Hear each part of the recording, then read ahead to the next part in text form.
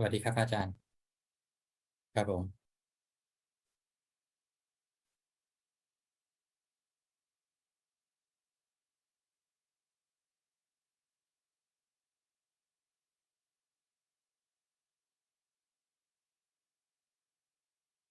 สวัสดีครับอาจารย์ครับผม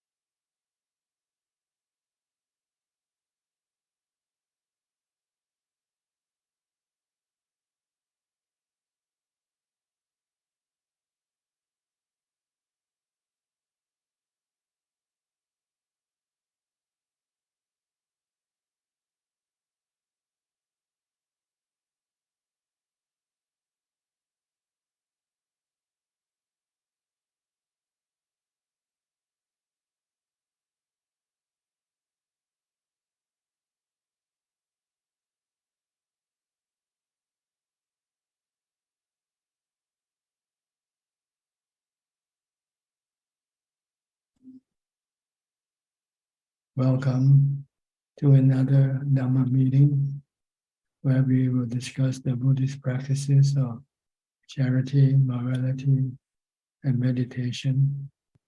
Everyone who is interested is welcome to join. We shall begin with our first participant, which is Felicia Chan. Reverend Ajaan, my practice is good.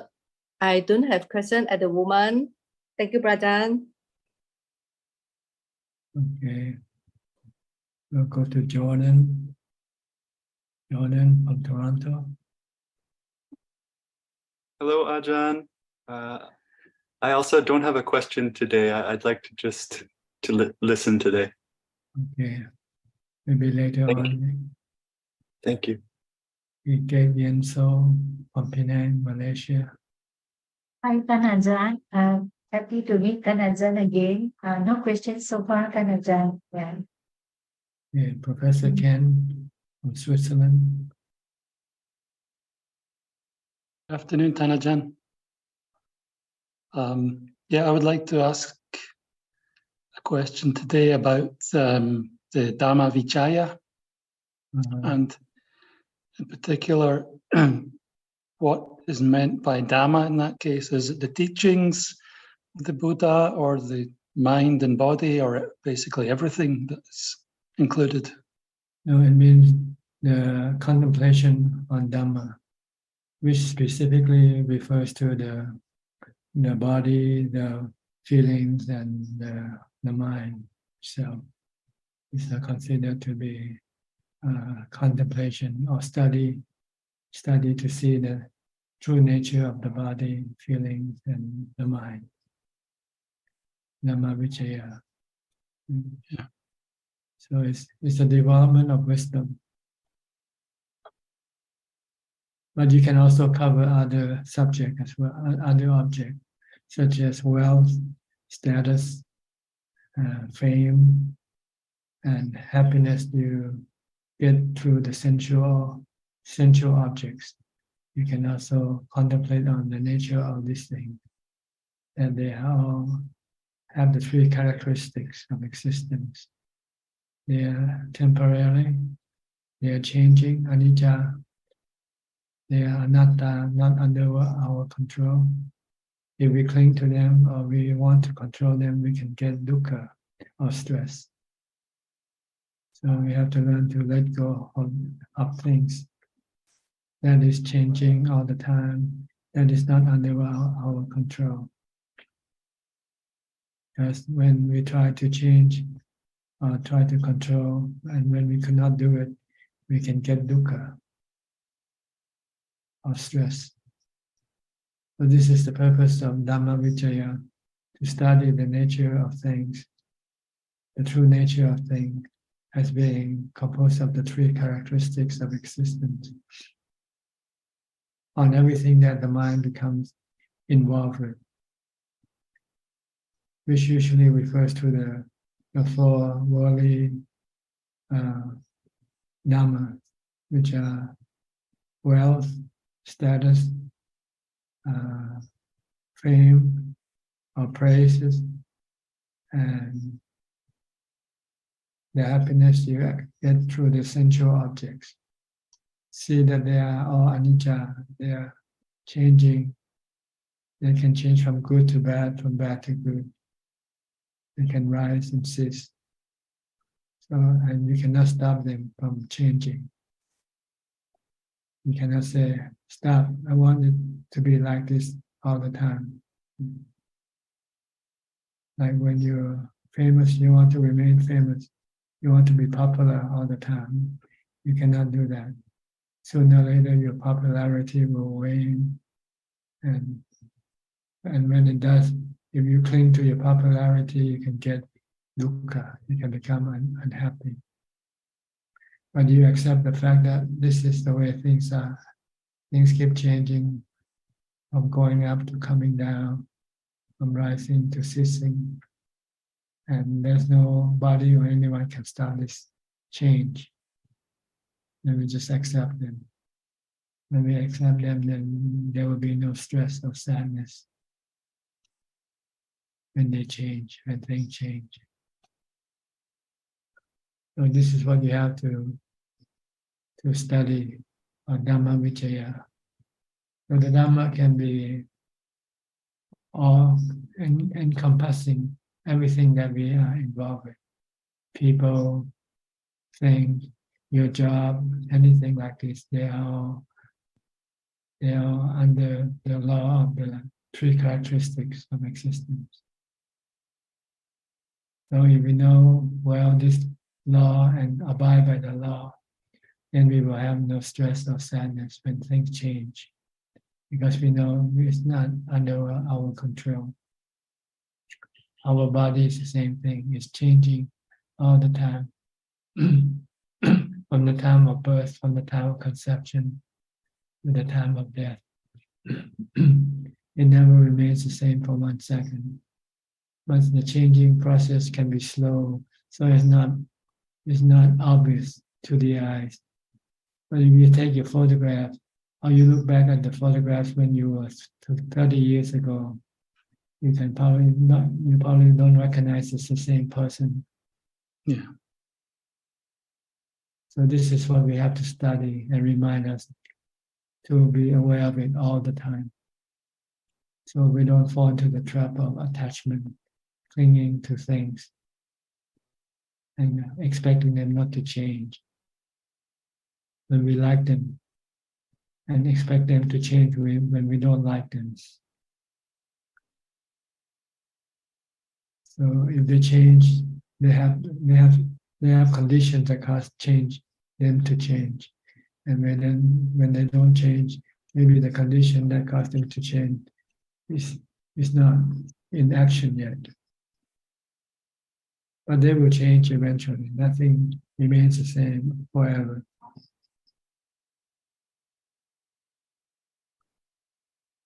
So this is what you have to do when you develop wisdom or contemplation.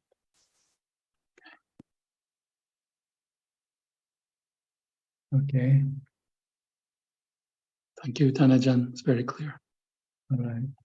We'll go to Trevor. Are you still in Nova Scotia? Good evening, Ajaan. Yes, I'm still in Nova Scotia.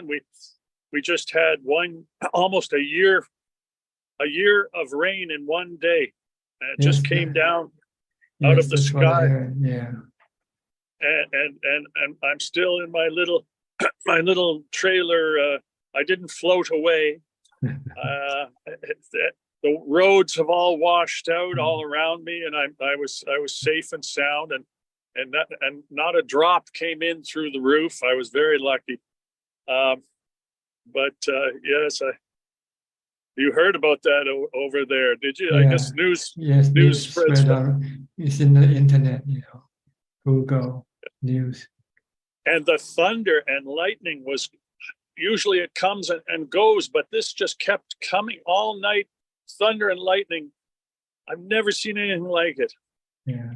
And I stayed in my little hut, and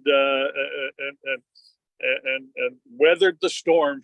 But thank you for asking. Yes, I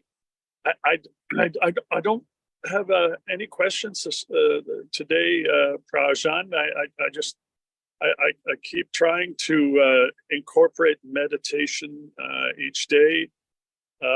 Some days more successful than others, but whenever I do it, I feel that it is the most important thing and the best thing of each day, and I recognize that, and I'm going to keep working at increasing my meditation time and frequency, and making it a priority. But and these talks are helping me immensely. They've changed my whole view on the world, really. And reading your book, and I'm almost finished your Beyond Birth. I read a little bit each night, and anyway, I just wanted to thank you and tell you how much I appreciate these meetings. You're welcome. I hope you keep up with your practice, because it's your refuge you can rely on to protect your mind from stress and all form of suffering, mental suffering. Yes, Okay. I recognize. Thank you. Because once you can keep your mind calm and peaceful, then nothing can hurt your mind, whatever happens. And I try to keep that while I'm walking somewhere, or if I'm driving. I just want to drive. I'm trying not to let the mind wander and off into all kinds of worries. And that's right. Just concentrate on what you do. I took that advice from your last discussion. Thank you. Yes. Okay. Your worries come from your thought, not from what is happening. If you don't think about what's happening, then it cannot cause you any worry. Only when you think about what's happening, that's when it causes you worry. So try not to think about anything. If you want to think, just say, this is the way things are, and nothing we can do about it except accept them for what they are. Okay? Very important, very important. Thank you, yes. Okay.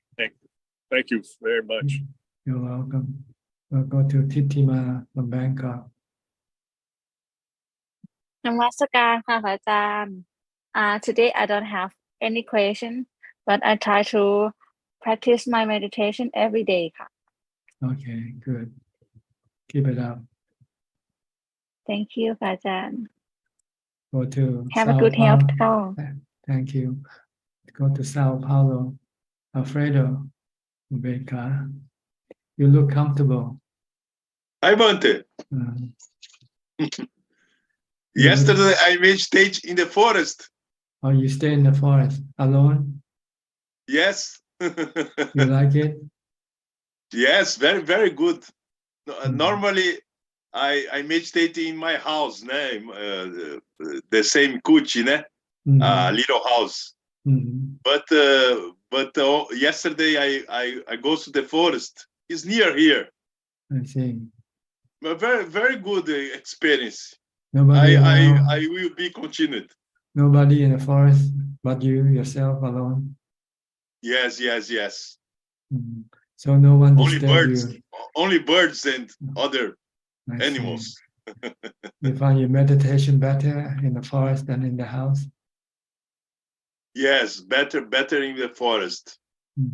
In my house, I meditate a lot for years, In the forest is a different space, Yeah.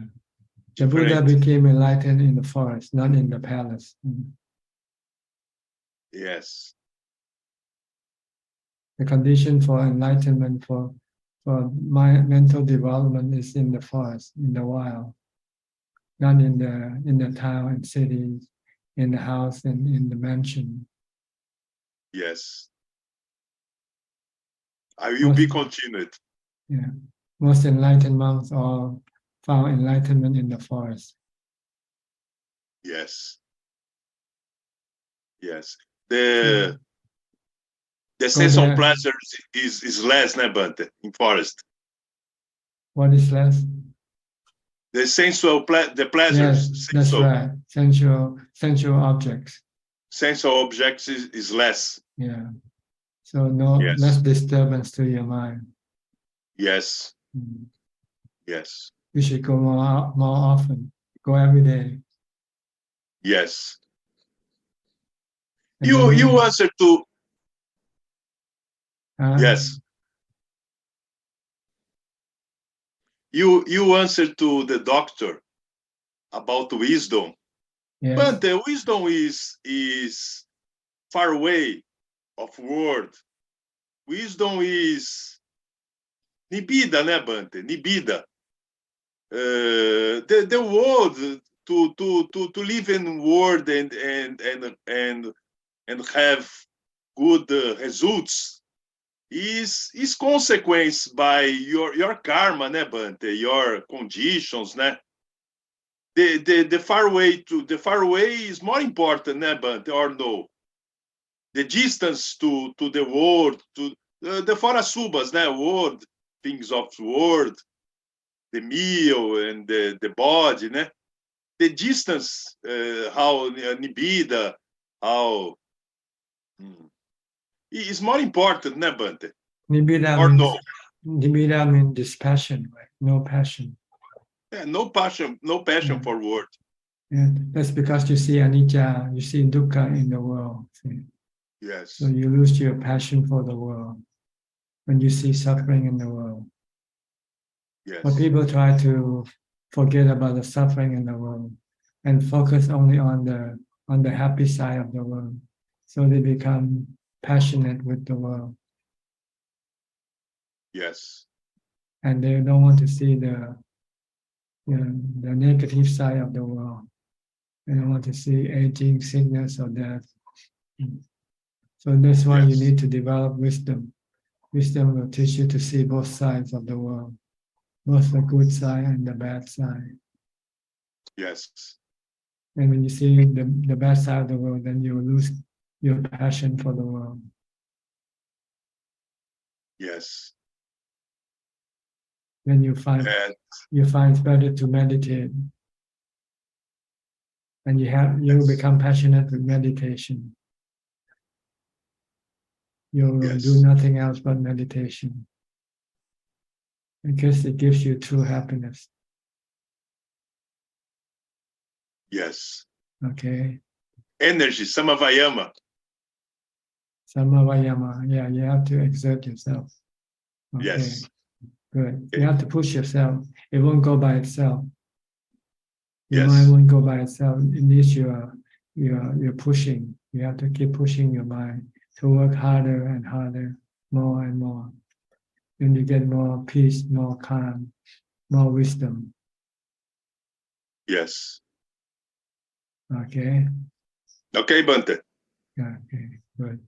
Good. Go to Rihanna Chalan, from Indonesia, Surabaya.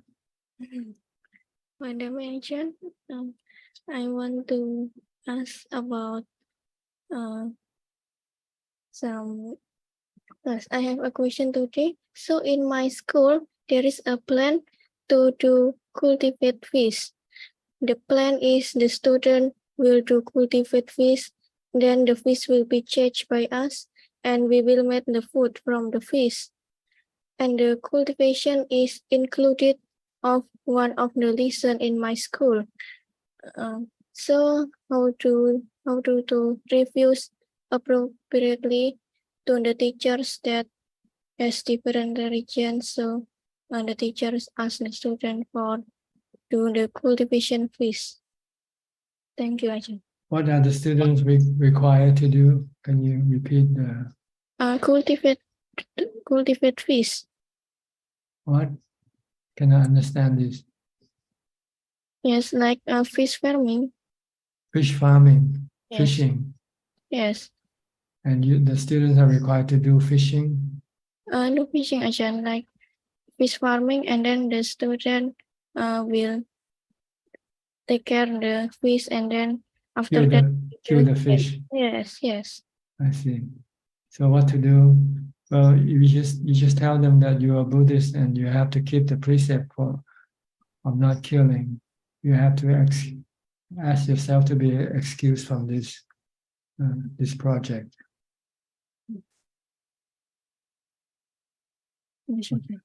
But if the teacher refuses, then you say, okay, you accept the consequence of your refusal. You would rather keep the precept than break the precept. And you're willing to accept the consequence. Because the consequence of killing is much more worse than what you can get from your school. Because if you kill, eventually when you die, you will have to be reborn as fishes or animals. You cannot come back as a human right away. You will have to go pay your debt. So it's better not to kill. Then when you die, you don't have to go and take animal birth. You can take human birth right away. Okay, does this answer your question? Yes. Thank you, Ajahn, for the answer. Any more questions? No, Ajahn. Okay, Anumodana, Ajahn. okay. Thank you. You're welcome. Yes, We'll thank go you. to Singapore then. Okay, Coxing from Singapore. Yeah. Good evening, Prajan. Maybe I just update you my practice. For the past few weeks, I've been giving dana to the monks from Pali Life, where they goes to do the Pindapat every Monday near my place there. So I'm inspired by your video showing your Pindapat on Sunday morning. But in Singapore, we do not have such an opportunity to offer.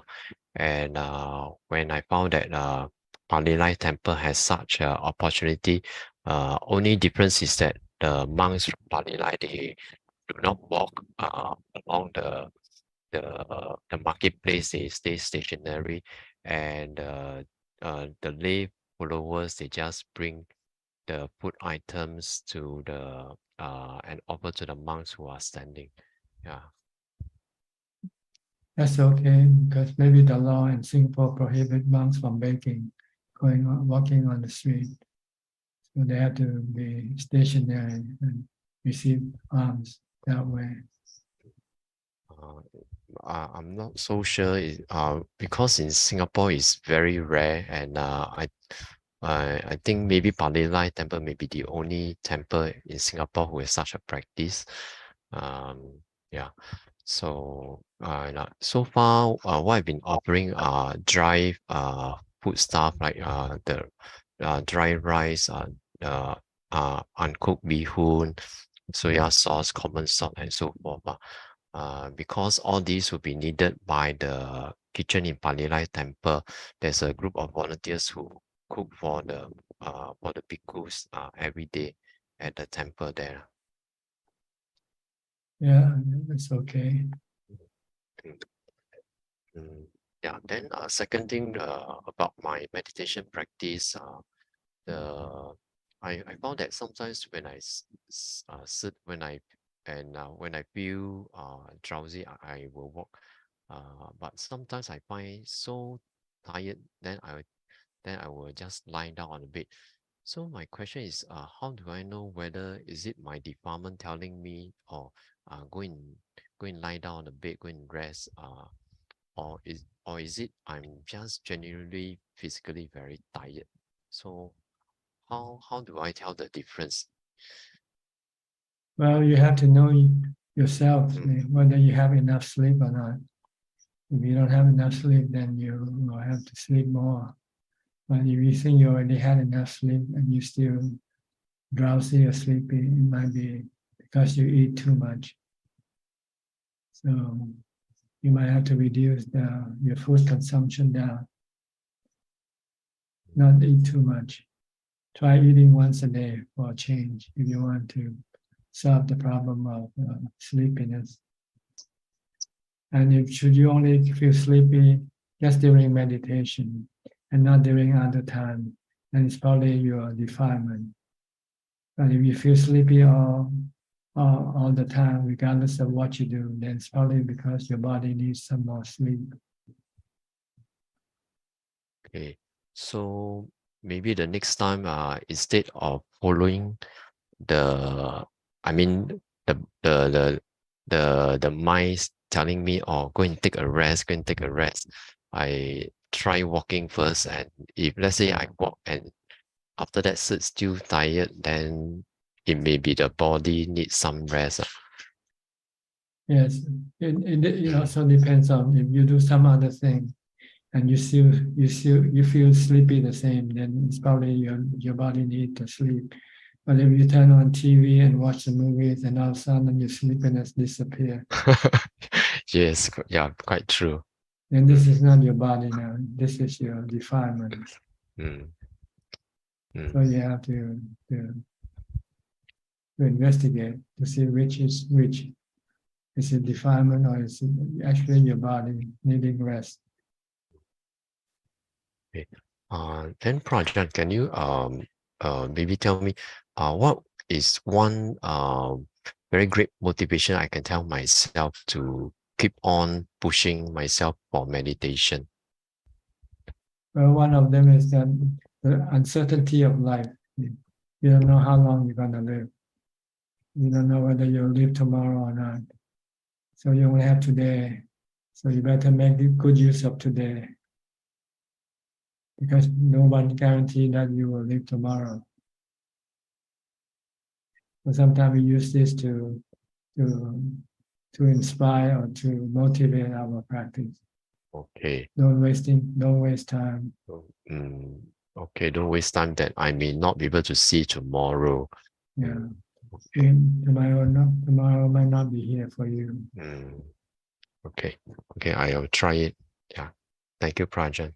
Okay. Go to Gary, also from Singapore. Good evening, Prajan. No questions, just listening in. Thank you. Okay, Belinda, also from Singapore. No questions for now, Tanjan. Still need to work very hard for it. Okay, Celia from Peru. Good evening, Prajan. I also don't have questions. Nice to see you. Okay, maybe later. Okay, Sulan from Singapore. Oh, hello, Ajaan. Yeah, nice to see you today. Yeah, these few days I'm not feeling well, so I think I will take your advice on like staying mindful. Yeah, because previously I asked you and you said that even when we are feeling unwell, then we should stay mindful. So I'm trying.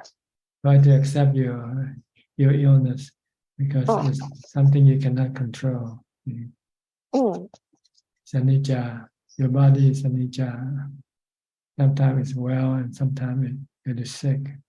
And it's not under your control.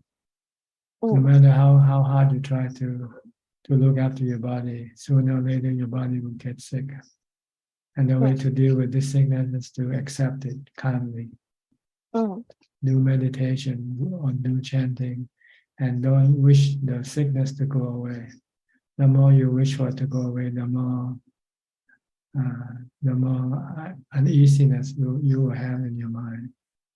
Oh, okay. But if you accept that, let it come and let it go by itself, then you will not have any uneasiness or stress. Okay. Okay. But you should take medicine and take the advice from your physician. That's how to deal with your sickness. Oh, But be okay. patient, let the sickness develop and disappear by itself. Mm. Because it's something that there's nothing you can do about it. Mm. Yeah, I was hoping that it would just go away by itself without having to It take will medicine. eventually, sooner or later. Mm. Mhm. It will go on its terms, not on your term. Yeah. When it's ready to go away, it will go away. Oh. When it's not ready to go away, it will stay. So you have to be welcoming. That's all. If they come, welcome to my world. Mm. Then you will not be sad. You will not be unhappy. Mm. Treat your sickness as a welcome guest. I've been waiting for you for so long. Now here you are. Very happy to see you. Oh, okay. That's one way to look at it. Yeah, Very that's wise. one way to relieve of the discomfort in your mind. Yeah, the unease in your mind. Mm. Because generally the mind wants to reject the sickness once it starts to appear, wants it to go away right away. Yes. When that Yes. happens, you're creating uneasiness or discontent in your mind. Mm. And I realized that when I'm unwell, then I keep wanting to sleep. Yeah. Then I kind of indulge in sleeping. Or you can use it as an excuse for you to meditate. Because normally, if you're not sick, then you would do some other activity. Mm. So when you're sick, then you cannot do other activities, but you can meditate. You can keep watching your breath, calm your mind, and when the more your mind becomes calm, then the less stress you would have in your mind from the sickness. Mm. So you should take sickness as an opportunity. Mm. Because normally, if you're not sick, then you will not be bedridden. Then you would be doing something else and not meditating. Yes. But now you're sick, you're bedridden, you cannot do anything else, so you can only meditate instead. Mm. So you should take sickness as a blessing in disguise. Mm. That's very true. I will meditate after the session, or after the session with Ajahn ends. Okay, good. Yeah. Anything else? That's all for now. Then if I think of any question, then I'll ask Ajahn. Okay. Yeah. We'll go to Thank you so Julia. much. Julia, are you still in Colorado? Mm. Yes. Hello, Ajahn. Yeah, I'm in Colorado, and I missed 2 weeks because one week was.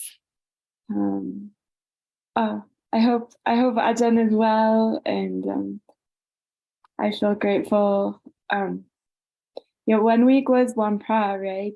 And so I didn't know for sure if there's this group on one pra 2 weeks ago, maybe. And then last week, I participated in a like online retreat. And so from here in Colorado, and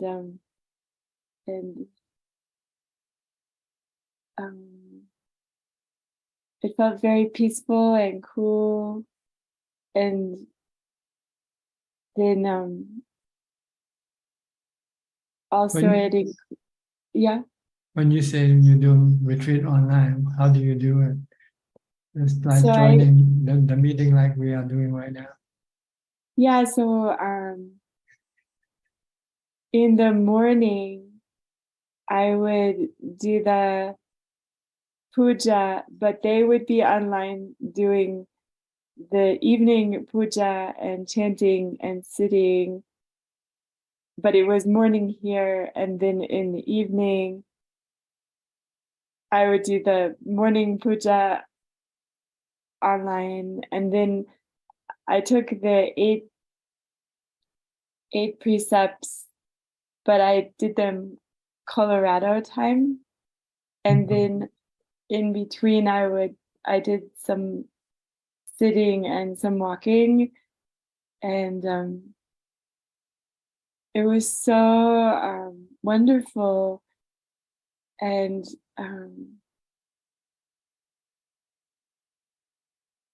then, you know, you think, oh, maybe I don't know if I consciously thought this, but maybe it will be this way forever, and so smooth, and then then the retreat ended.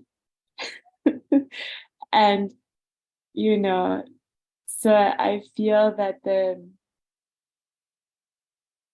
there's still access to the coolness, but there's some like speeding up, like in like the nervous system, a little bit more speeding.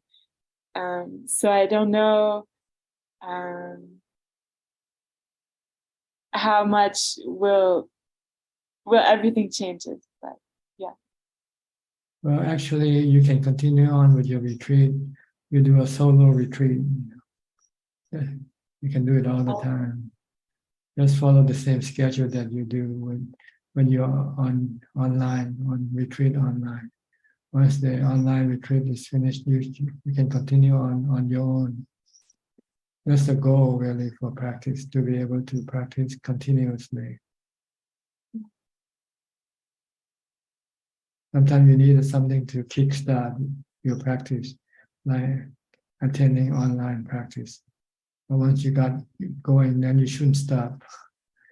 You should keep continuing on with your retreat every day. Every day, Ajahn. Okay. Because the more you do, the closer you get to your goal of enlightenment. Yeah. Yeah. So try to practice continuously. Don't stop after your online retreat. You should continue on with your solo retreat. Do it on your own, following the same schedule, doing the same thing. You can do chanting on your own, right? You don't have to chant with other people. That's true. That's true. Okay, I will. See, the purpose of attending this retreat is to establish a certain type of discipline in yourself. See? Normally, when you're on your own, you don't discipline yourself. You don't set up a schedule to do practicing. But when you join the retreat, they have scheduled, right? What time to do what thing. Yeah. Yeah. So once you get this discipline, then you can do it on your own. See?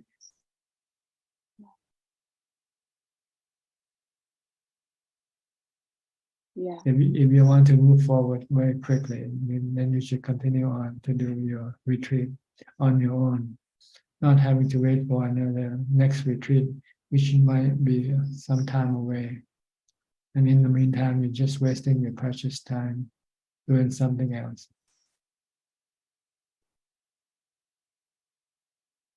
It's a good wake-up call. Yeah. Yes. Once you get kick-started, then you don't need to join any retreat anymore. You can do your own retreat. Yeah. Set up your own schedule. Yeah.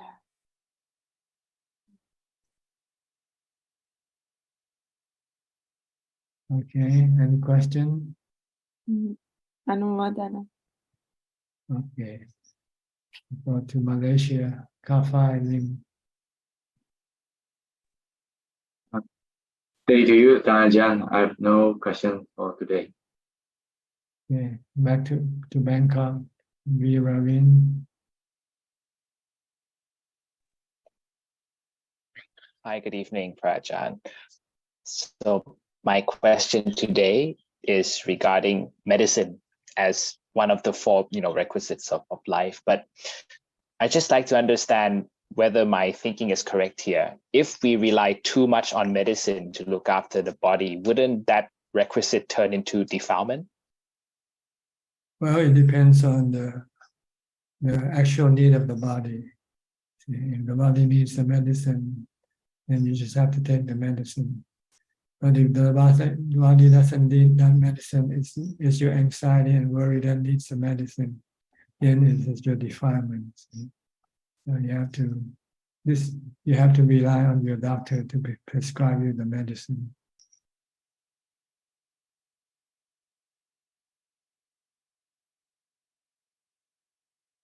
Okay, clear to you? Okay. Okay. So it's okay to take it as long as we don't become Overindulging.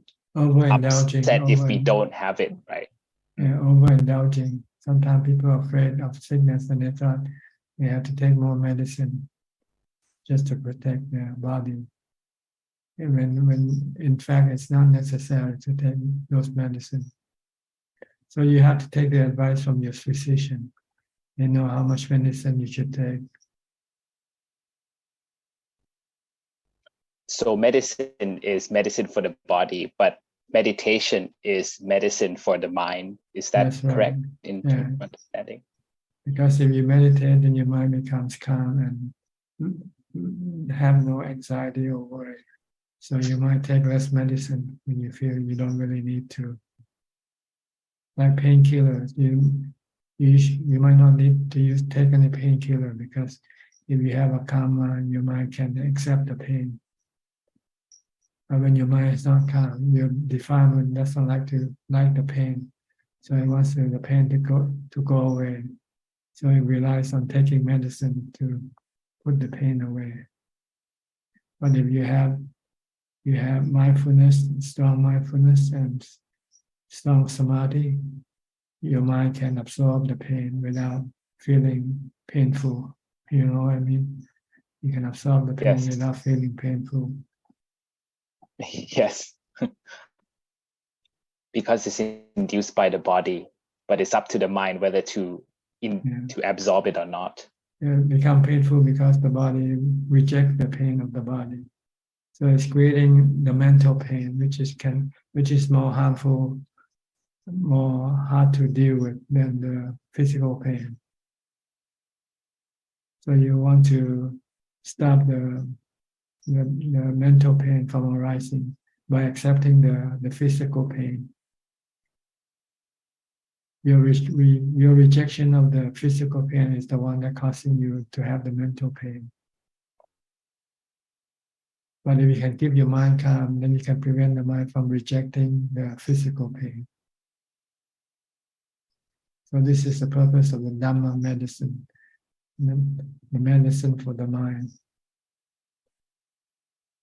Or you can use wisdom and teach the mind that painful feeling of the body is part of life. And it's not under your control. It comes and goes as it likes. Only thing you can do is to accept it when it comes. Then you will have no mental pain arising.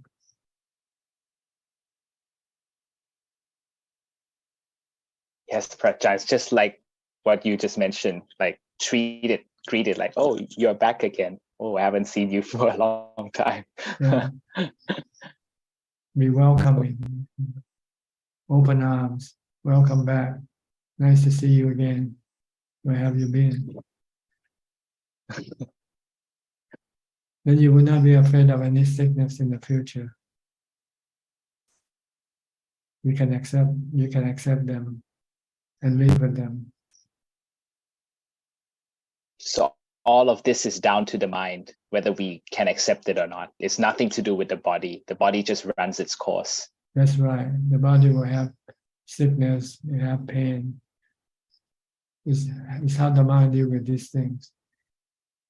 If the mind has Dhamma, then the mind, instead of rejecting, the mind will embrace and accept things as they are, as they come.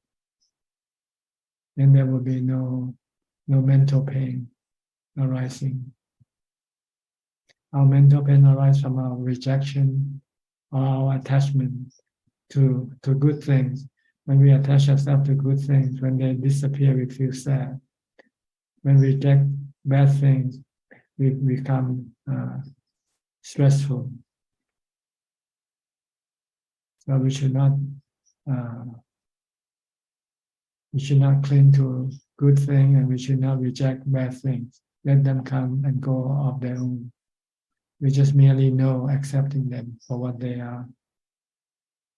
And there will be no stress, no anxiety, no worry, no sadness.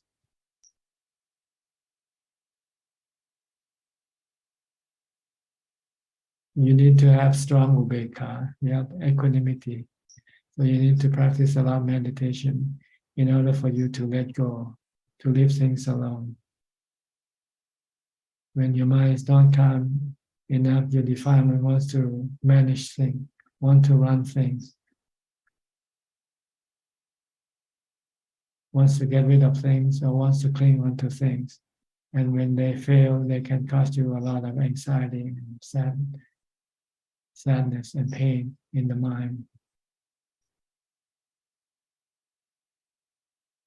Yes, Prajaan, meditation is important Yeah, to quell. It's a tool to deal with everything, with all situations, good and bad. Yes, it's whatever we cling to or not desire that causes us dukkha.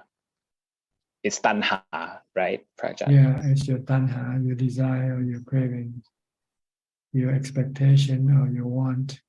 You want something, and when you cannot get what you want, you feel bad, you feel sad.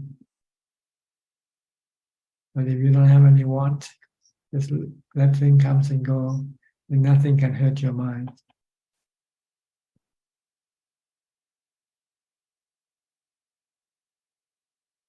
Okay. Yes, Prajaan. Thank you for your teachings. Okay. Thank you. Go to Penang, from Christine Koe. Good evening, Ajaan. I have no question. May you be well and happy. Okay, thank you. Go to Kansita. Kansita, where are you from? I forgot.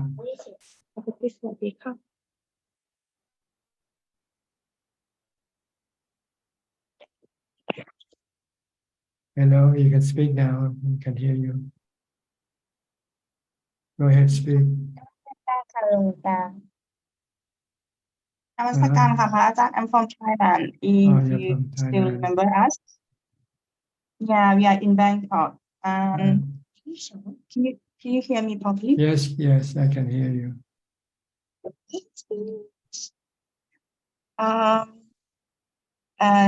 As I follow your Dhammatalk and your way, like teaching us for almost 2 months about my symptom, I have depression disorder, but I think from that time until now, I have a little bit better, like 20%, but I think it's good for me. I'm very happy with it. So in the next month, in the middle of the next month, the doctor will reduce my dosage of my pill. So I know that I will first with the symptoms like migraine, just like my mood will swing. Try to accept them. Don't try to reject them. Sometimes you cannot force them to go away. So if they don't go away, then learn to accept them. Don't reject them. Then you would have no stress, no depression. But I think this time will better than the patient than before. Yes. Because I have trauma with me. Yeah. Try to do more meditation if you can. So the more meditation I keep practicing, but you sometimes a little bit lazy. Okay. She's a sleepyhead. Sleepyhead. Yeah. Okay. Okay, so Happy to hear yeah, that you have the right type of medicine, which is the Dhamma medicine. Because the one who is really sick is not the body. The one who is really sick is the mind. Depression is the sickness of the mind, not of the body. Yeah. And all you need to do is to calm your mind down and teach your mind to accept things as they are. Okay. Yeah, so no question for today.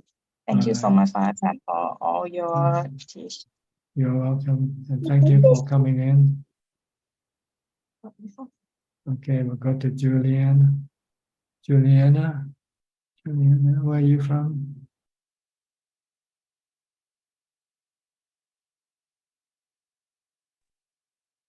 Good night, Longpo. Yes. I'm from Indonesia.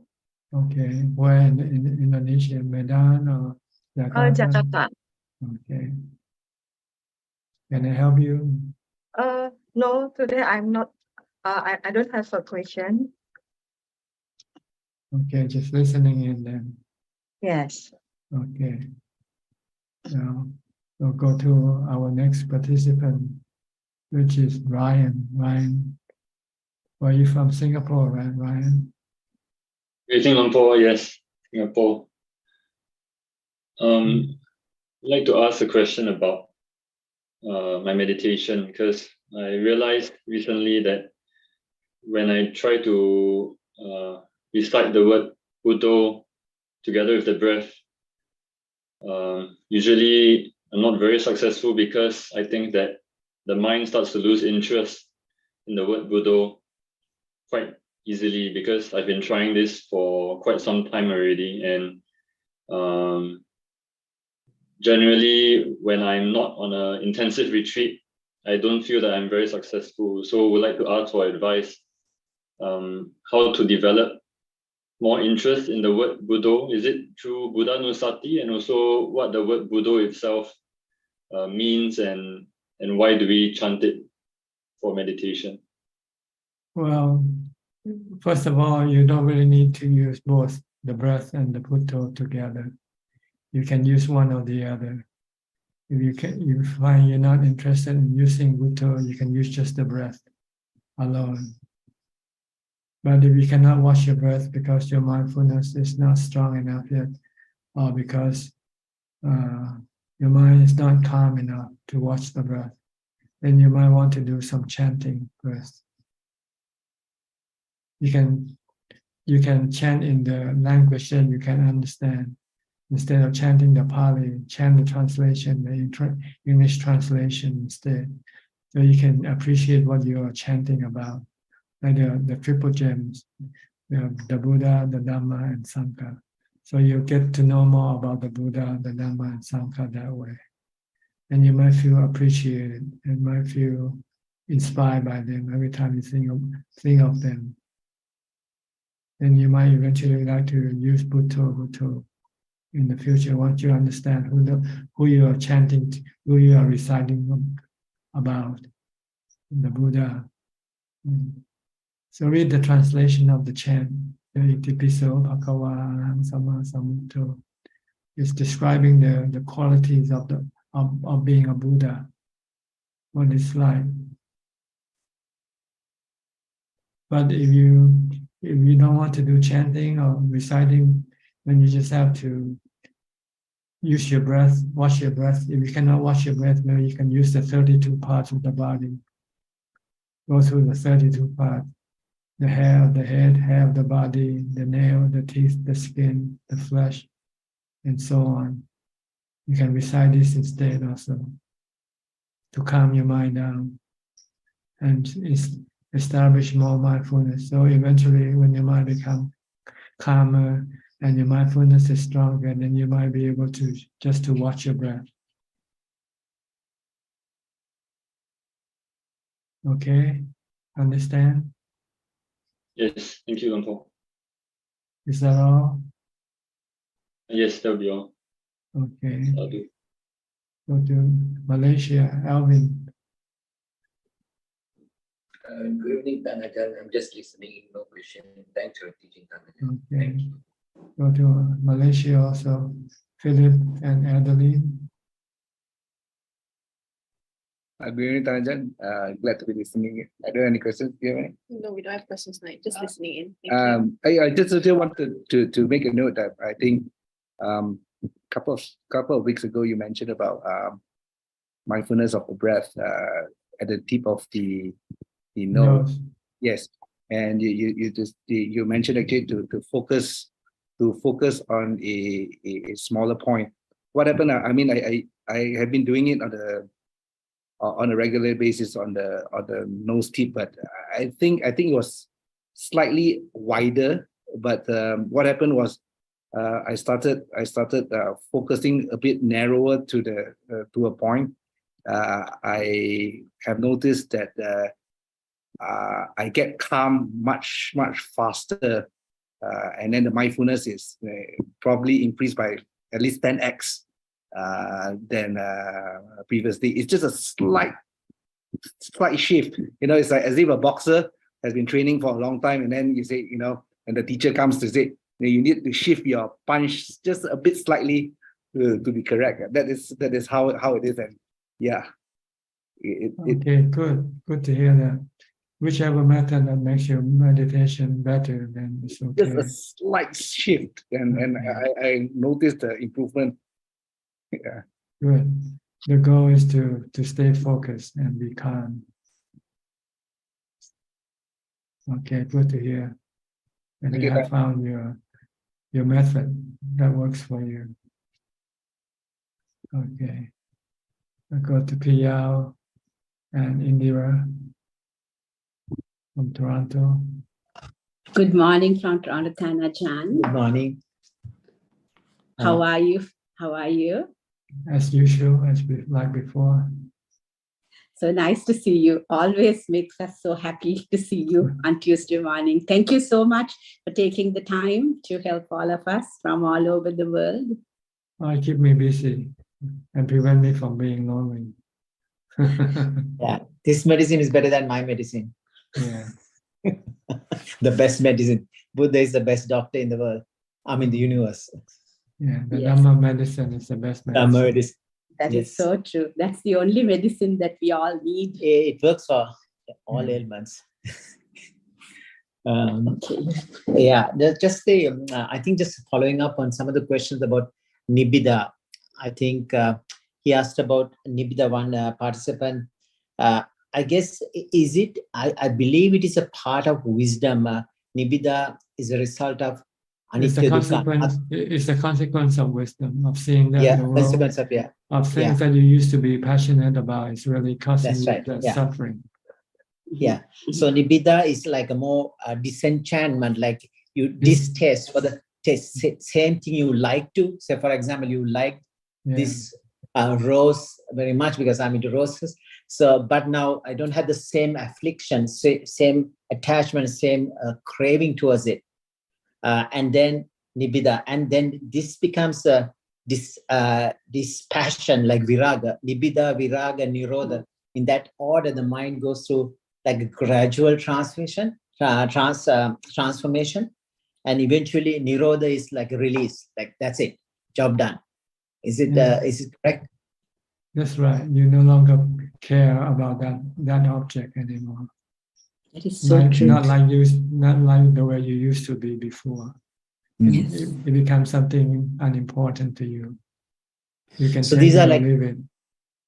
Yeah. And so the gradual transformation comes with practice. It's not like overnight thing. Pretty much time and you realize this is happening to you in your own mind. You don't have the same pull towards that same object anymore. You lost interest in that object. No more interest, no passion. It doesn't give you the kick that it used to give you. So the mind, like the hot sauce, I gave a kick, but not anymore. You bought a hot sauce? I just got a hot sauce yesterday. It's very hot, up 5 out of 5. But anyway, it's a bit burning. So eventually you see it's a suffering at the end. The stomach burns. It's a kick, asvadya. So it is this is a happiness, some kind of a comes with it, but again the drawbacks also there. So I think I had to escape from the hot sauce. Well, you see the suffering coming from it when you Yes. run out of it, when you don't have it or something. That's so true. Yeah. So you find it bothersome to have it. It's better not to have it, because once you have it, you have to keep looking for it, going after it. That is so true. Yeah, actually the hot sauce scientifically increases your like endorphins, like it's a receptor which you stimulate. So I guess it's like becomes a form of addiction in a way, food addiction. You need that. But although you know it's bad for your stomach, it burns, or even next day it burns somewhere else, but you still want it because you addicted that kick, as you say. There is some kind of a stimulation. Yeah, that's how it goes. Right? Asvadya, and then Asvadya, where you realize how bad it is, and then nisarana, you try to escape from it. That's the hardest part, escape. And even Tanajan, like, I mean, people you used to associate, like company, like there comes a time in life, like you just prefer your solitude, you want to meditate, it is like a lot of chaos and noise, so all those things are the same. Yeah. I mean, it's not like withdrawing. I mean, as you say, I think you're alone, but not lonely. Sometimes even among in social gatherings are getting smaller and smaller for us. In a way, sometimes I guess it's a good thing. People think we become antisocial, but I guess they don't understand. Some people, they do need that all the time. But as you get into the path and you practice and you realize how peaceful you are within, you really don't crave for that anymore.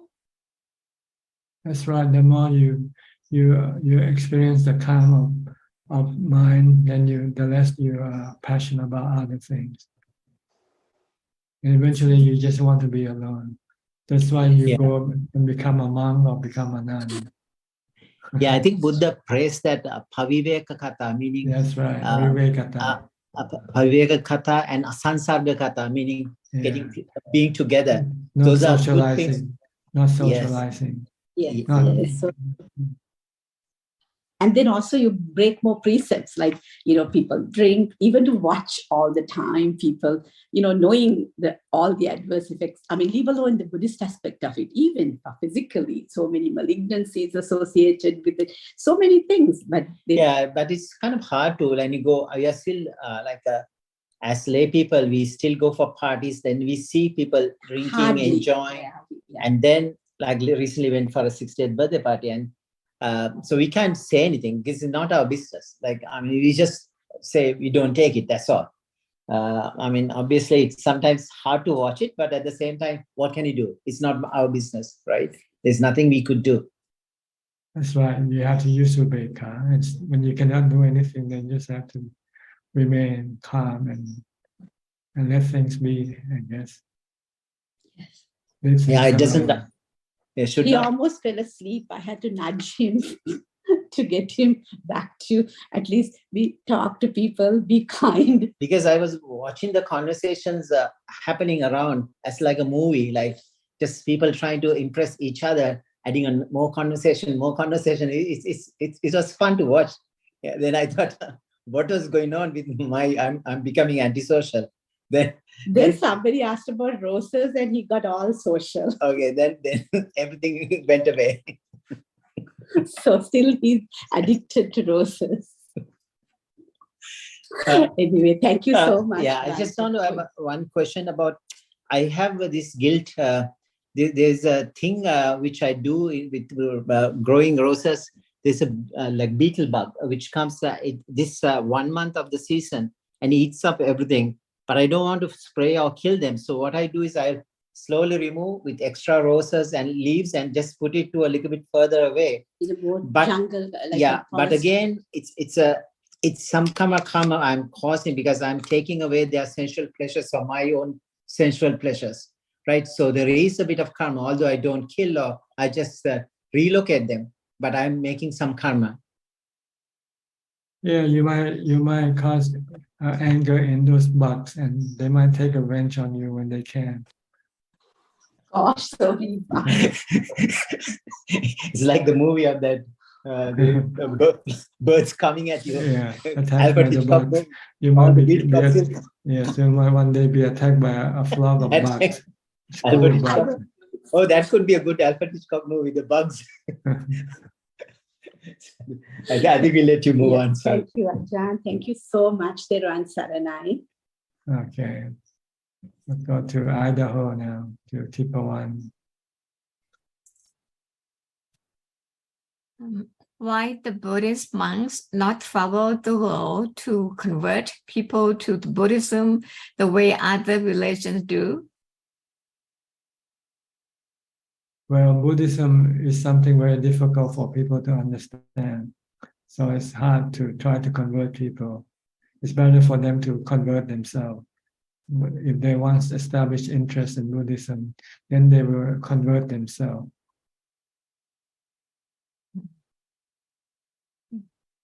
Thank you. See, Buddhism doesn't look for followers.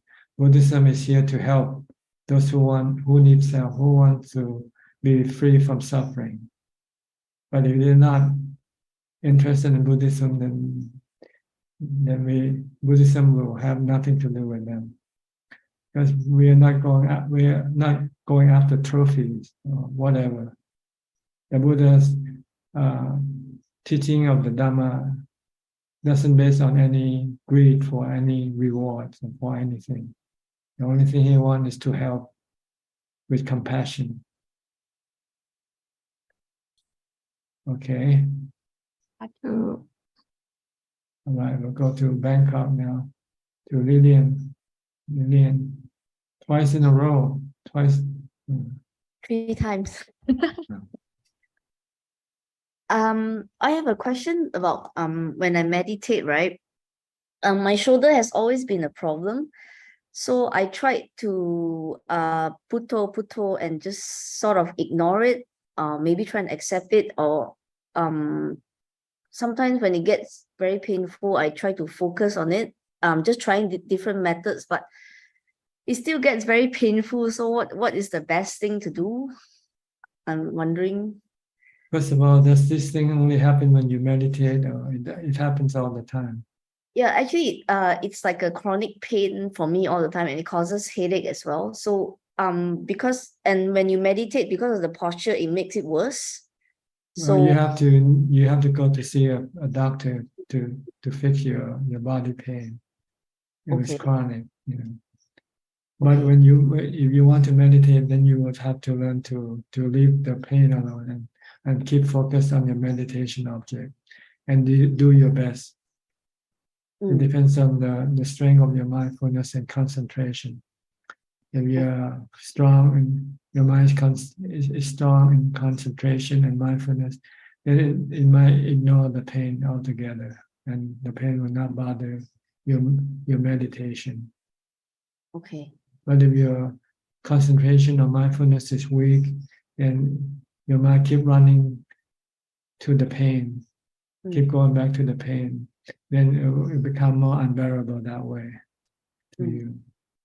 Okay. So try to do a lot of mindfulness before you meditate.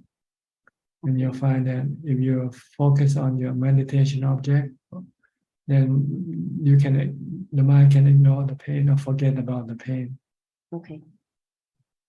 Okay. But as far as the body is concerned, if it's sick, you need to have it fixed if you can. But if you cannot fix it, then you just have to accept it for what it is. Yep. Well, I do fix it with a massage, but then it comes back all the time. So it has been with me literally my whole life. So I think it's quite hard to fix. Right. Like I have problem with my back, but they only become painful when I walk. Okay. But if I'm sit or I lay down, it doesn't feel any pain. Okay. So nowadays, when you see me walking on arms round, someday I have to sit on the golf cart. Yep. But I still try to walk on days when there are not many people giving food. Okay. But on days with many people, I cannot walk the whole distance. Yeah. I have to take a break. Mm. But I try everything, but it's still here with me. So the only thing I can do is just accept it for what it is. Yes. And learn to live with it. And do things around it. If you cannot walk, then don't walk. Yeah. Okay. Okay. All right. Okay. My son has a question. He was asking how come the monks don't wear shoes? Well, this is an ancient tradition. Okay. In ancient time, Buddha, it's very hard to have shoes for poor people. It's only the rich people who can afford to have shoes. And monks are supposed to be poor because monks made food from poor people, get food from poor people. So monks don't want to act as being rich when they go on arms round. So they have to show humility when they go on the arms round. They are beggar. They are not wealthy. They are beggar. So they go on. They have to show the humility by not wearing shoes. Okay. But So, when they are back in the monastery, they can put on shoes, on the slippers. Only when they're on bintabat, on arms round. Okay. Or when they go out of the monastery, then they're not supposed to be wearing shoes, so that they can show their humility. Okay. And they're being poor, not being rich. Okay, I'll explain to him. Thank you. Okay. That's Right. Okay, who's next? Somchai from Pennsylvania.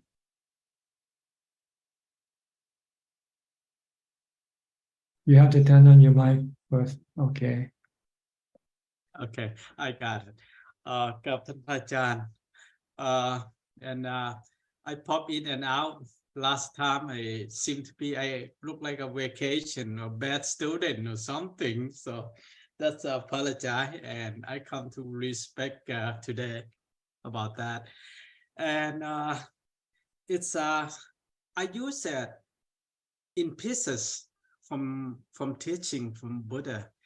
Like my wife work at the restaurant. I said, just let that go. Just don't worry about too much. It's you not control this world, thing like that. So that's what I using it, and I teaching my wife because she doesn't have time to go in like this. So because she work right now, I can work in my let's say not office, but there's a place to work, so I can do that. And but I just listening out sometime outside the room, and sometimes I can't get in. So, but again, it kind of lags. It kind of behind, lags quite a bit, but not really gonna drop out. I'm not gonna drop out this class or room, the school. So, but I just happy to see, and I can't say too much about it because kind of happy for see you. And Saturday, Sunday, I've been keep eye on like a golf cart. You said electric for that. I said, what happened to that? I just wondering about too. So about that. So since you explain about that, so or sometime walking, like last time I got my shoulder looked like a pinched nerve something. So I went to the chiropractor. Still a little bit left, but it just lay with it. Like That's right. said. Yeah. So we don't live in a perfect world, right? Yes, it's a lot of time it's like the shooting, that this and that, each state, everyone have to be shoot. Otherwise it's not United States, I think. So, but all right, I just gonna listen and keep on reflecting on that, meditate. A lot of time it's kind of lazy too, but I'm just gonna put myself. So thank you so much. I gonna keep eye on, keep working on that. So Okay. thank you so much. You're welcome. I think now is the time to go to Kun La for question from email. Yes, there are 8 questions from Gmail and 2 questions from YouTube.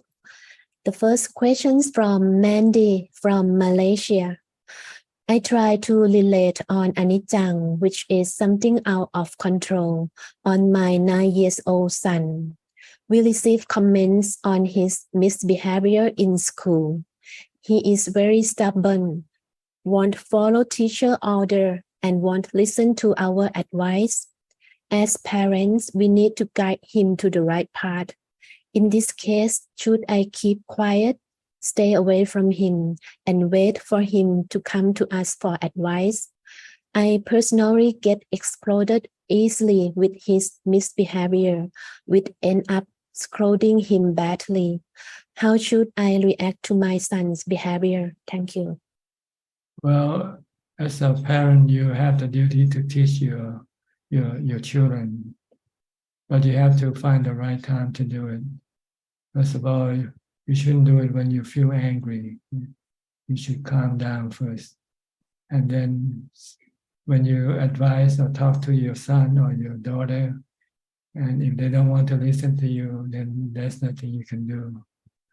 But if you neglect your duty, then this is on you. You could be blamed for not teaching your children. So you have to try to teach them, but you have to find the right time and the right technique of talking to them. Next questions from Magga. When I practice anapanasati, abdominal attention, and walking meditation, I get the sensation of the air particle hitting the wall of my nose and the feelings of dilation of my eyes, which cause the tightening in the forehead and top of my head, and this stopped me from continuing my meditation. I try to be mindful all the time, but forget to do due to busy lifestyle. Should I stop meditation because this feeling continue even after I stop meditation? Thank you. No, you can continue with meditation, but you might have to change the type of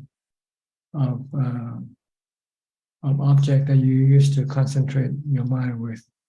If you cannot watch your breath, then you should do some chanting first.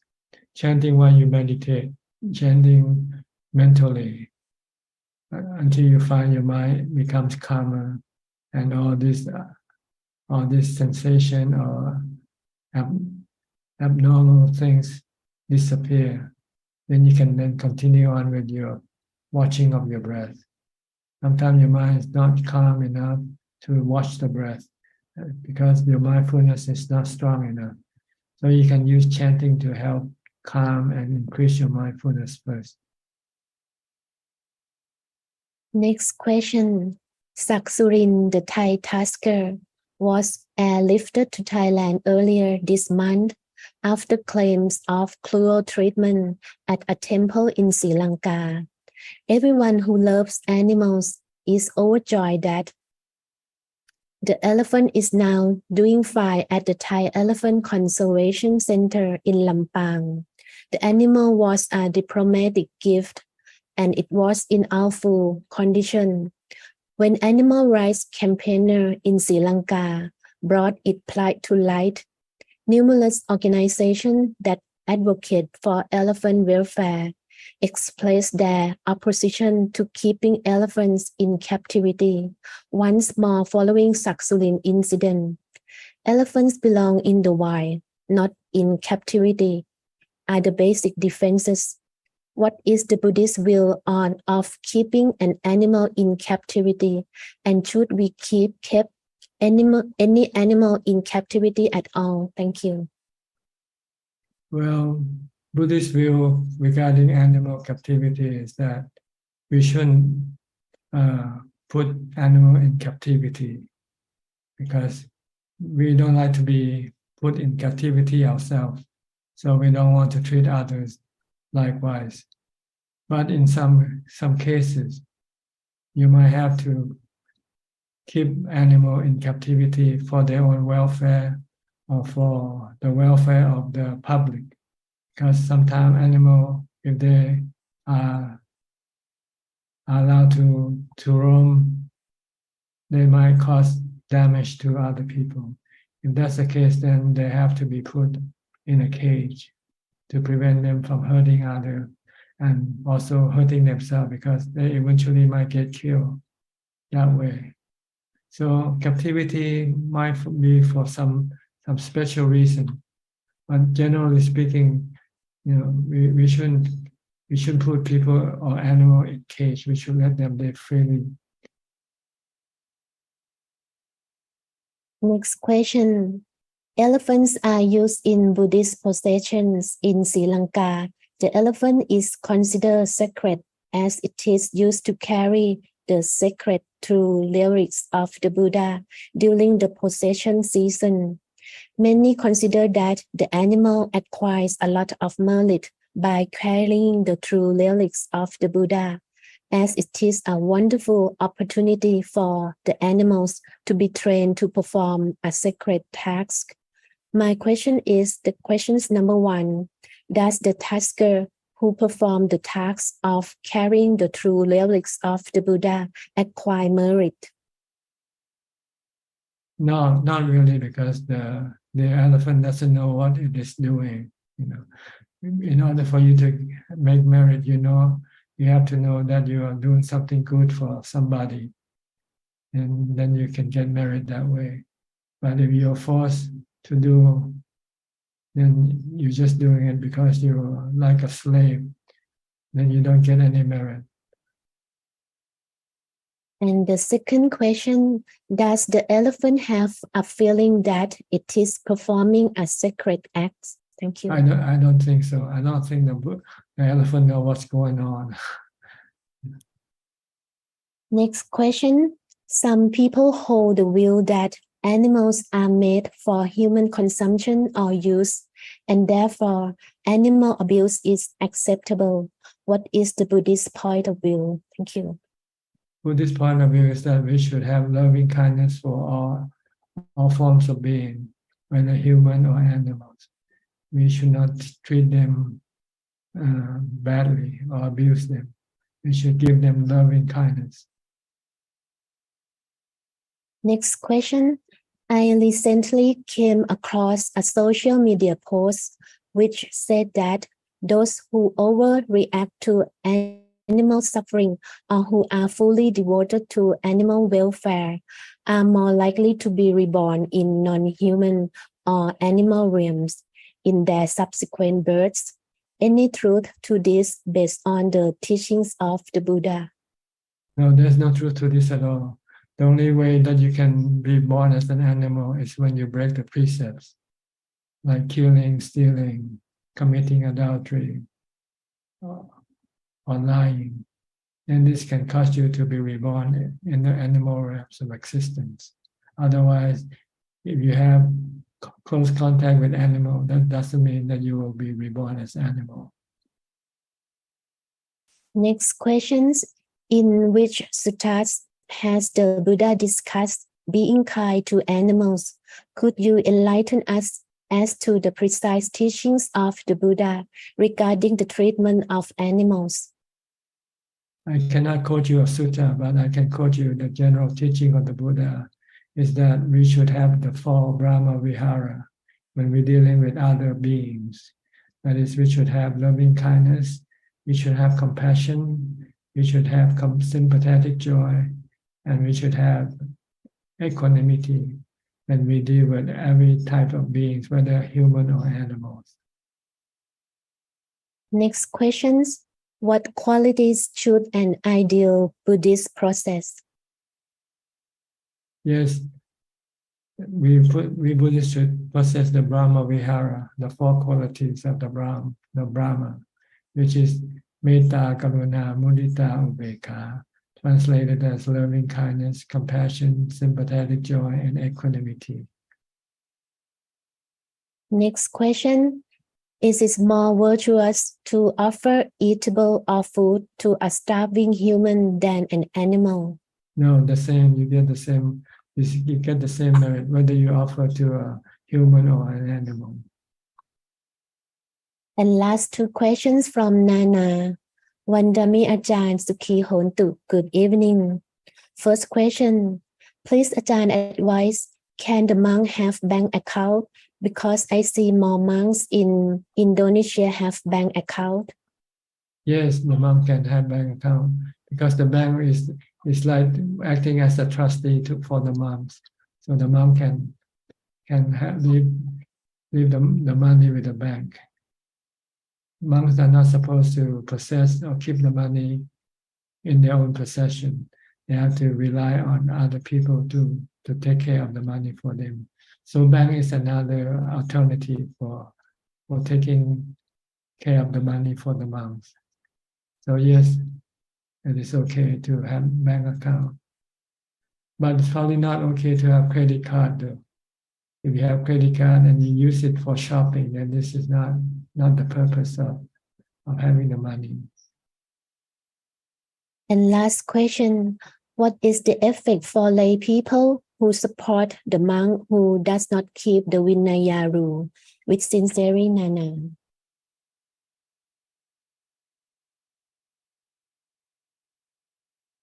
You repeat the question again, please.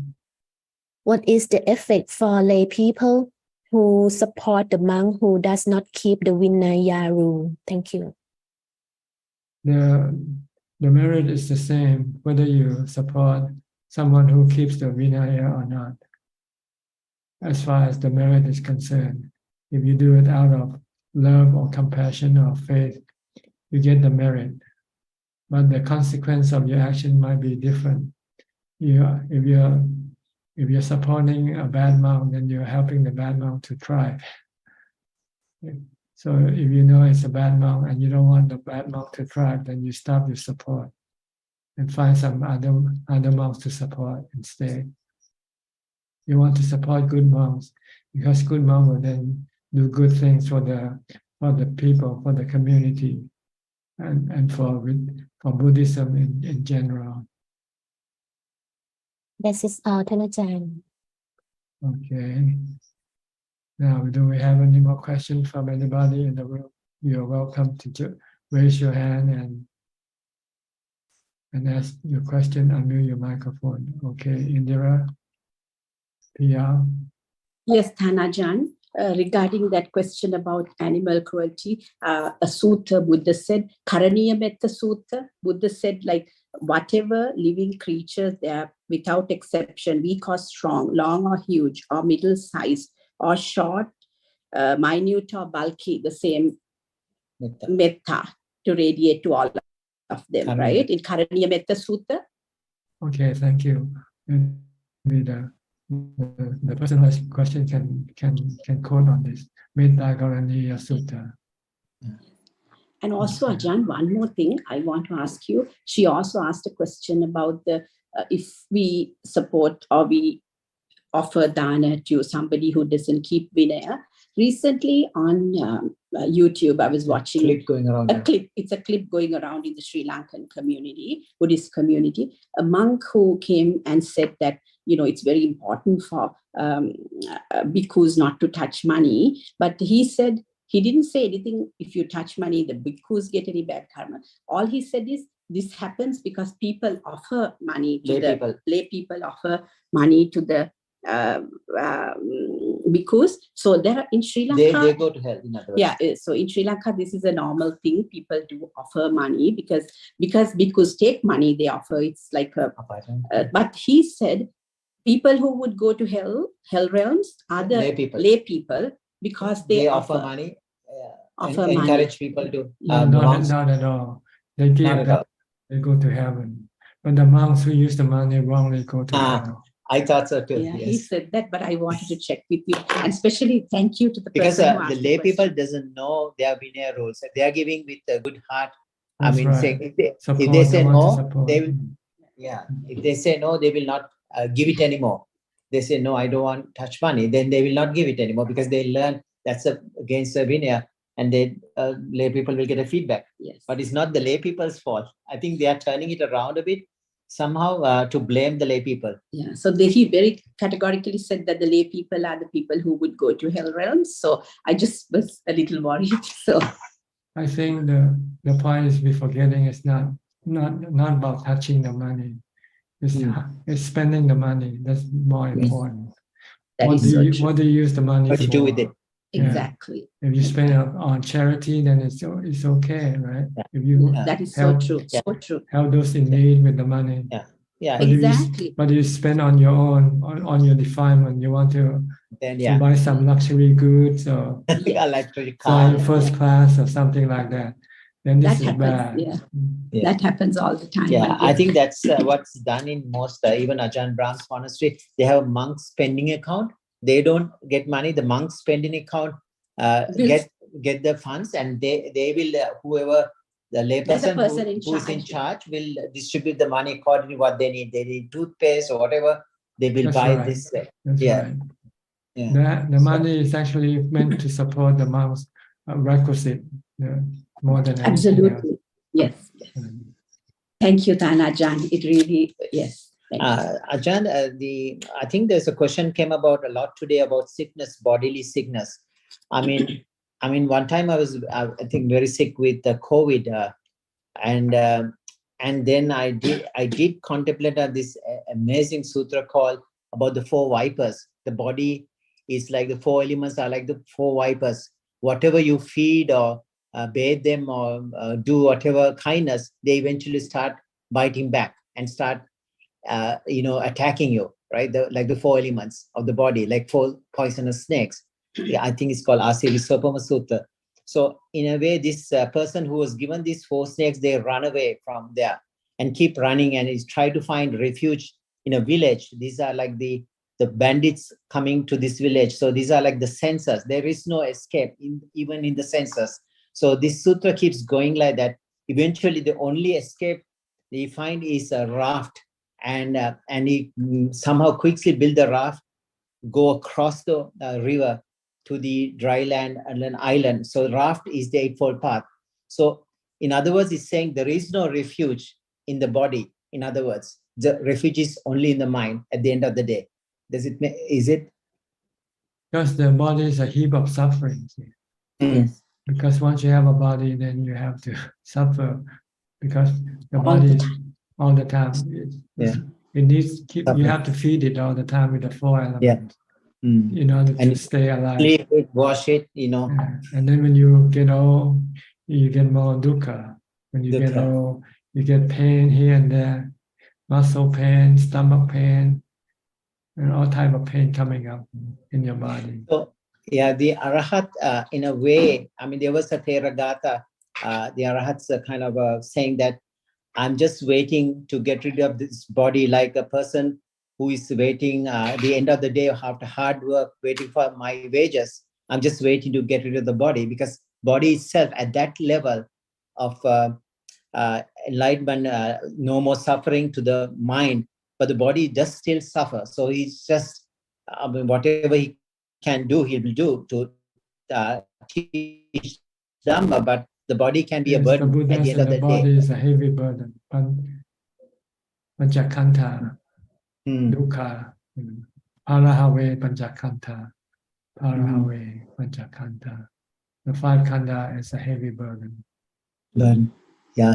So throwing away the burden, it is called Bara Sutra. Like throwing away the burden is an arahat. Like these are the heavy burden to the body. Yeah. Now that it's this, my good friend's mom, she got a massive heart attack and she's in the coronary intensive care unit, and the doctors have done everything possible, but she's, still like breathing with assistance, and she's very agitated. At a time like this, what's the best way? Like, she has only one daughter, she's there. What's the best thing you could do, like, as Buddhists?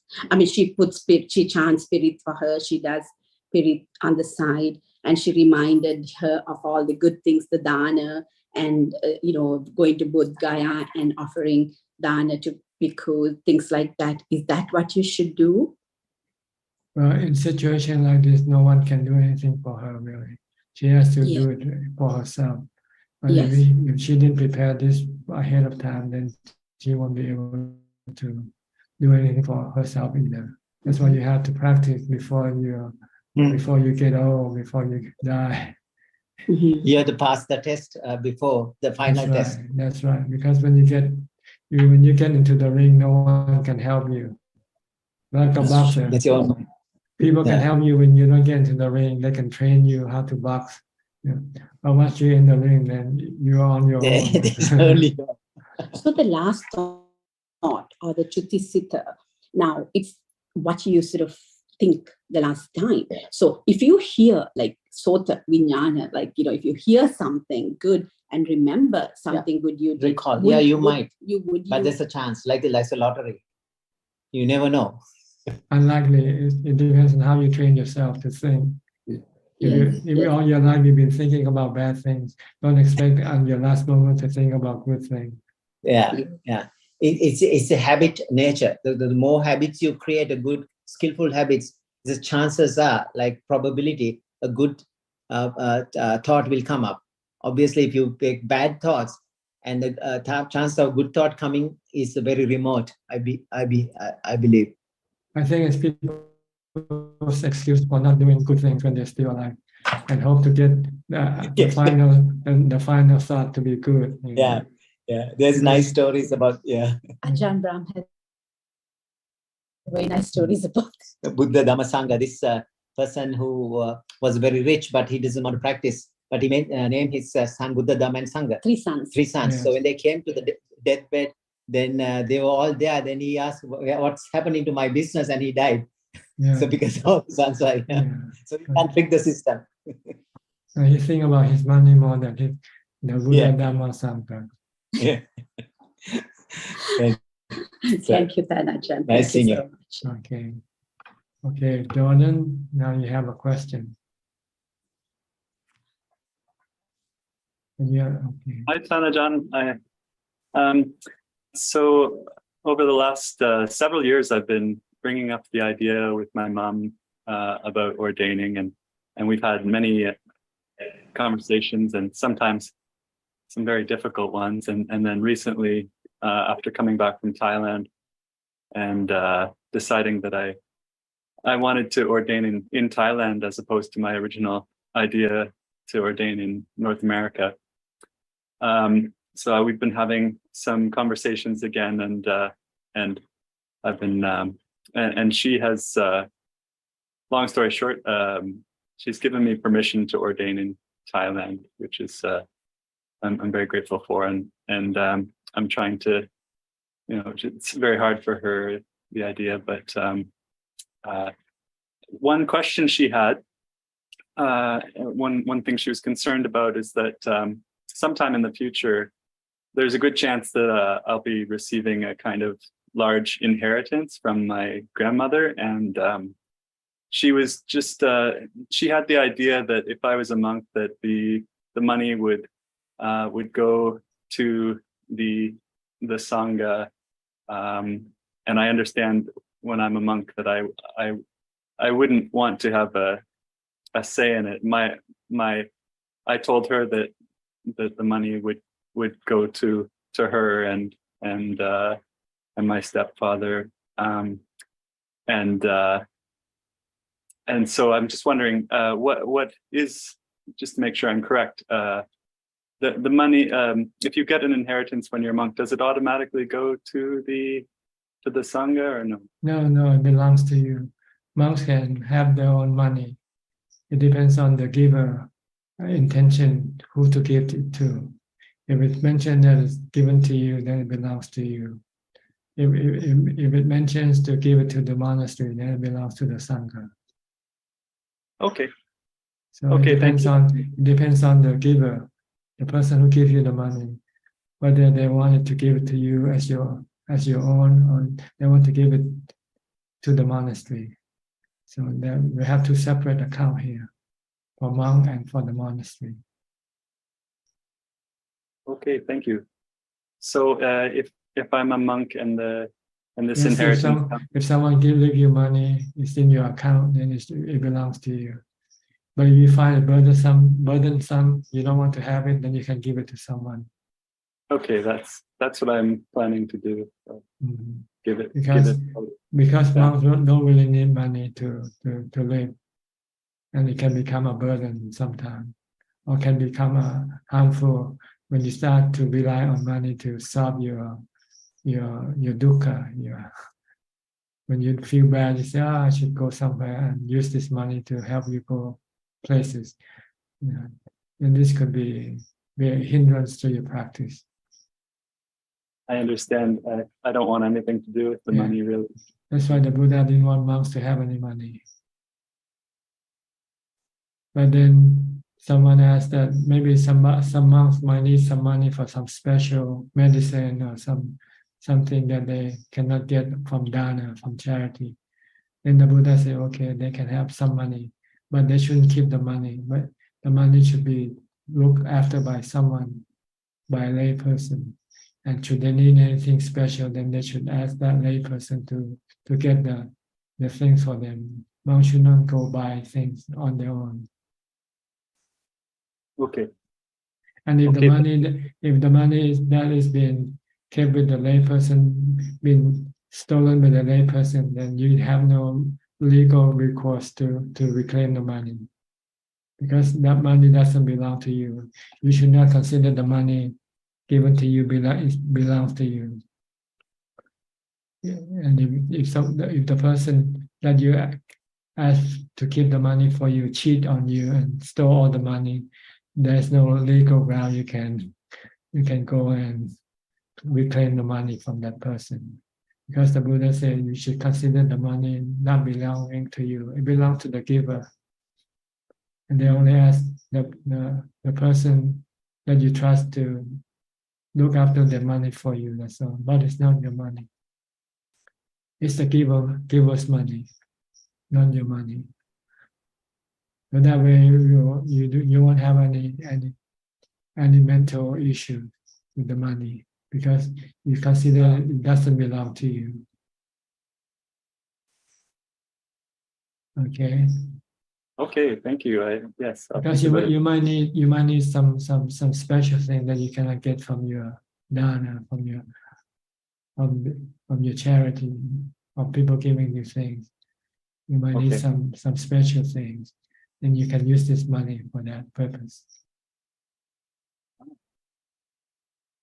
But you just have to be very careful that you don't use the money for your defilement. That's all, which can be harmful to your practice.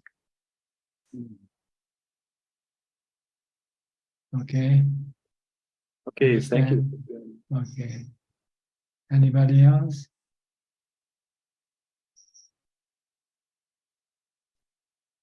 Okay, nobody. All right, then I think Sulan, you raise your hand. Okay, Sulan. Am I right? Okay. Yes. Hello, Ajahn. Thank you for answering our questions. I have a question which is on right speech. So in right speech, we have to avoid idle talk. We have to avoid speaking false information. We have to also speak at the right time and speak the truth and what's useful to people. So in our daily life, so if we look into this, then it also means that actually we don't have to speak a lot, right? Well, as a layperson, your right speech only concerned about speaking the truth only. You don't have to worry about idle chatter or speaking foul language or speaking nonsense. This is more for someone who is ordained, like me. I have to keep this for these three other type of speeches. But for lay people, you're only required to speak the truth and not lying, like in the 5 precepts or in the 8 precepts. But if you want to keep the other one, no one to stop you. There's nothing to forbid you to keep the other 3 type of speeches if you wanted to. But sometimes as a lay person, you live in a world where people, lie to each other or speak foul language or have idle chatter. So sometimes you have to go along with them, right? Yeah. So you're not required to keep the other three types of right speech. You're required to keep the one that is not lying. You should only speak the truth. Okay. So as lay people, we also need to learn how to interact socially in that sense. Yes, you have to interact with people, and sometimes you have to do idle chatter. People like to do idle chatter. Yeah, because I also noticed like that like as a way of like keeping in touch with people. Yeah, like when we meet up with friends and so on.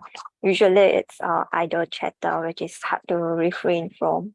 And Otherwise, also using foul language. Also, people nowadays, when you're among intimate group of people, you tend to speak foul languages. Yeah, I don't quite like foul languages. So when people actually speak foul languages, then my heart will cringe a little. As long as you don't do it, then it's okay. You cannot stop other people from doing it. Yes. Sometimes you cannot avoid hearing it because this is becoming more common nowadays. That's true. So if let's say we like spend money to improve on like the way we speak, is that considered a waste of money? Why do you need to spend money on that? What you need is to have mindfulness, to know what you're going to speak. And if you know you're going to speak something bad, then stop it. That's all. You don't need to spend money on this. Oh, that's true. Yes. You just need training. That's all. You need to keep training yourself. Keep training by being mindful. Think before you say something. Am I going to say good thing or bad thing? If it's going to be bad thing, then stop. Don't say it. That's all. That's true. Because I realize my inclination is just to keep quiet so that I can avoid saying the wrong things, and yeah. Then I wonder if that's bad.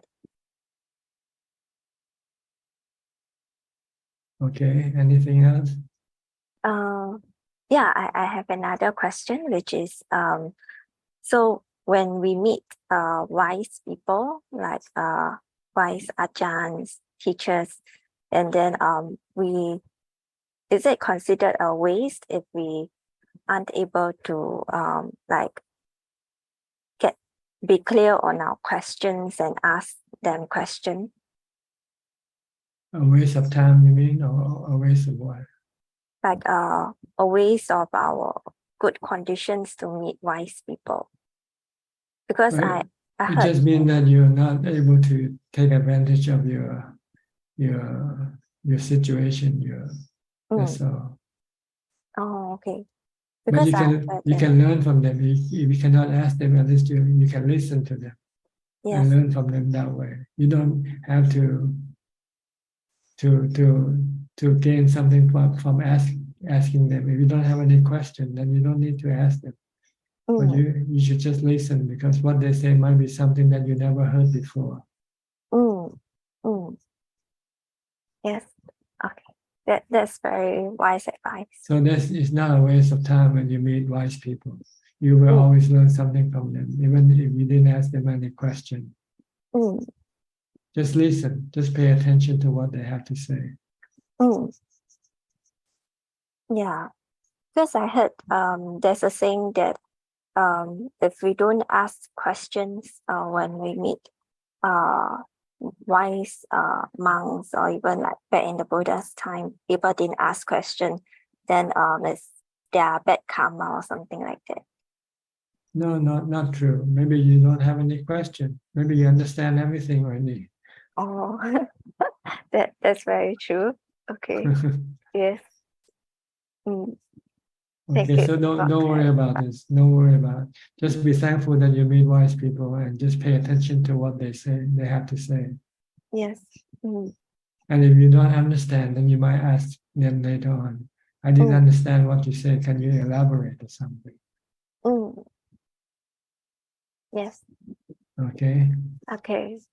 Thank you, Ajahn. Okay, we have B. Ravin first, I think, who raised his hand. Is he still here? Okay. Yeah. Just a quick one, Prajan, also on the Noble Eightfold Path, but on the topic of right livelihood. Is it considered breaking the precept if we are involved in doing one of the forbidden jobs, just as selling weapons or selling alcohol or selling animals? Or No, is it as just long- not as recommended to do? As long you don't kill anybody from your job directly yourself doing it, then it's not breaking the precept. But it's not recommended type of livelihood because you are encouraging people to use what you sell to hurt other people with. So it's better to sell medicine than to sell firearms. You know? Yes. Or weapons. Yeah, weapons. Or drugs or alcohol. That's right. This thing can hurt other people. Can harm them, right? Thank you, Prajan. Sell food, sell medicine, sell clothing. This doesn't hurt people. Doesn't hurt people. All right? Yes, Prajan. Okay, Yes, thank you. Piyal, Indira. Just one quick question. I mean, just a bit of confusion of precept and eightfold path. So, for example, if you keep a determination, say you're not going to use harsh speech or idle chatter, and then you do it and use bad karma, is rather not to do that, rather stick to the 5 precepts, just the lying as a layperson, rather not extend your determination or like a precept as for the eightfold path, like a right speech. For example, is it, in other words, is it bad to make a precept or determination and then break it, right? Rather not do it? I think it depends on your action more than your intention. So even if you have no intention to keep the precept, but you keep the precept, then it's okay. Yeah. So it's not the intention. The intention is only to help you do what you're supposed to be doing. But like in Sri Lanka, as Sri Lankans, when we go to the temple, always the 5 precepts are given, so everybody chants it. But about 90% of the people, I guess, maybe I'm wrong, 90%, but they break the 5th precept. So is it bad karma to take it and then break it, or is it better to refrain from taking the precept, and if you want, you do it? They just take it as a ritual. That's all. Yeah. They're not serious with what they chant. Okay. And since they are in a place where everybody is doing the same thing, so they have to follow along. Yeah. Okay. If you notice their hands, they have like four fingers. The 5th one is bent there. So drinking, huh? Or lying. Yeah, just joking. Okay. All right. Okay. Anybody else? Any more questions? We still have about 10 minutes. 8 minutes left. Sulan. Sulan again. Okay, Sulan. Yeah. Hello, Ajahn. Yes. I have another question. It's inspired by Ravin's question on the right livelihood, because recently, a Buddhist friend of mine, she was asking our group of friends about this occupation, whereby the business itself, they are selling supplements whereby people who take alcohol, if they take this supplement, it can help to detox and break down the alcohol faster, and can help them to sober faster, and also protect their liver. So the question that she had was that is the selling of such supplements, which is the business itself, is it in line with the Dharma? Because in a way, it's a medicine to help protect the liver for people to sober up faster, but it also encourages people to take alcohol because yeah, so it was a dilemma for her. She's not too sure. Well, you should think as the effect of the medicine itself. The medicine is there to help cure the problem, not to encourage the person to drink more. But if the person wants to drink more, that's his business. That has nothing to do with you, with your medicine. Oh, okay.